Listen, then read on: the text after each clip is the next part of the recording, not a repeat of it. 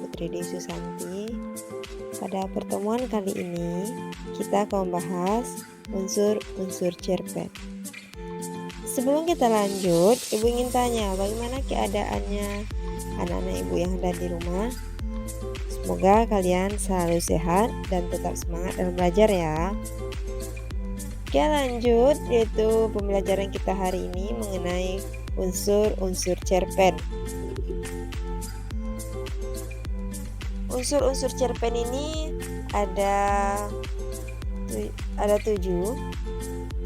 Yang pertama yaitu tema, terus tokoh, penokohan, alur, latar, sudut pandang, amanat, dan gaya bahasa.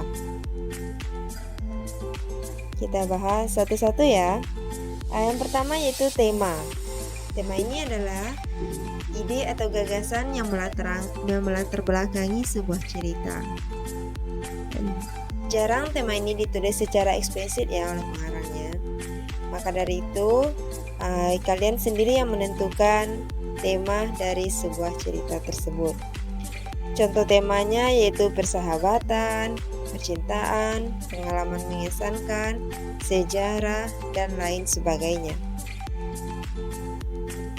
Setelah tema, ada namanya tokoh. Tokoh ini adalah pelaku yang ada dalam cerita tersebut. Tokoh ini dalam cerita memiliki fungsi yang sangat penting. Dalam tokoh ini terbagi jadi 3 jenis. Yang pertama ada tokoh protagonis, antagonis, dan tokoh pritagonis.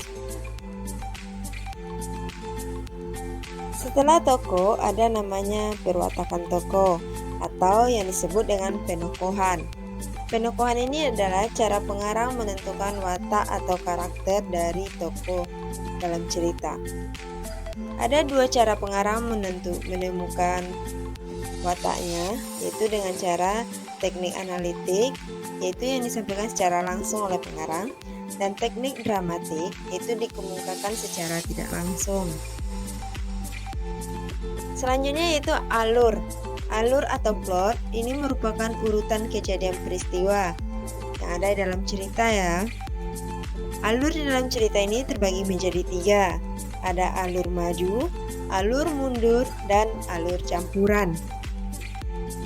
Alur maju ini susunan cerita itu dimulai dari pengenalan, peristiwa, konflik, dan diakhiri dengan penyelesaian.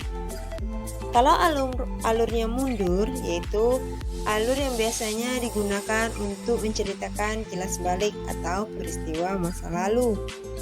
Dan yang terakhir, yaitu alur campuran, yaitu menggabungkan alur maju dan alur mundur dalam sebuah cerita. Selanjutnya yaitu latar. Latar ini meliputi 3 hal, yaitu ada waktu, tempat, dan suasana dalam cerita. Kalau latar waktu, yaitu berhubungan dengan waktu terjadinya peristiwa, misalnya jam, hari, tahun, dan sebagainya. Terus ada latar tempat, yaitu berhubungan dengan tempat-tempat yang ada dalam cerita, misalnya sekolah, rumah, sungai, hutan, dan lain sebagainya. Dan terakhir yaitu latar suasana. Suasana dalam cerita tersebut bagaimana? Misalnya itu sudut pandang. Sudut pandang ini merupakan posisi pengarang dalam sebuah cerita. Sudut pandang bisa menjadi 2, yaitu sudut pandang orang pertama dan sudut pandang orang ketiga.